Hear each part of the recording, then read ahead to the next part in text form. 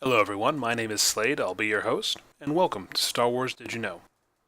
In this video, we're going to take a look at the Falk class of Escort Carrier, used predominantly by the Galactic Empire. Designed and built by Kuat Drive Yards before the Battle of Yavin, the Falk class was named and built in response to the Battle of Falk, in which rebel starfighters were able to outmaneuver larger Imperial warships and ultimately destroy them due to their lack of fighter support.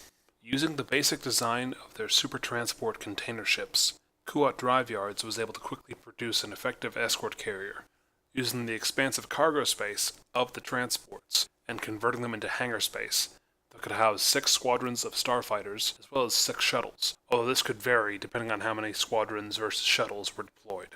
At 500 meters long, the Falk was about the size of an Imperial heavy cruiser, however it was much more lightly armed, carrying only 10 dual laser cannons as well as a warhead launcher. This meant that whenever it was deployed, it had to be screened either by its own fighters or attending capital ships. Its role was meant to support either other warships or convoys, and in this role, it was usually deployed alongside a Nebulan B escort frigate, as well as CR-90 and CR-92 corvettes.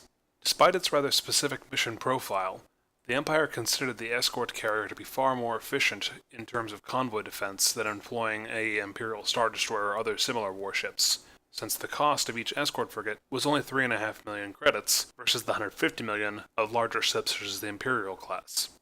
This meant that convoy commanders could get a full wing of starfighters, the equivalent of what an Imperial 1 would carry, in a much smaller and more manageable package for the Empire as a whole. A common tactic used by convoy commanders when an escort carrier was present was to send some of the convoy escorts along with the carrier ahead of the convoy into star systems where the convoy had to transit. The carrier and its escorts would make micro jumps throughout the system, deploying starfighters along the way. Once this was done, the carrier would jump back to the convoy and transit through the system at sublight speeds, picking up its starfighter squadrons as it went.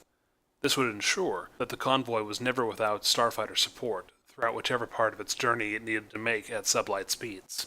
Despite being designed to combat the Rebel Alliance, numerous Falk class ships would fall into the Alliance's hand in the same manner as many escort frigates and corvettes would, simply by token of the fact that the Rebel Alliance had a tendency to attack and seize Imperial convoys, and oftentimes their escorts as well. This meant that while not common, it was not unusual to see a Falk class carrier being used by the Alliance to restore the Republic as a base for their starfighters, ironically helping to attack the very convoys they were designed to protect.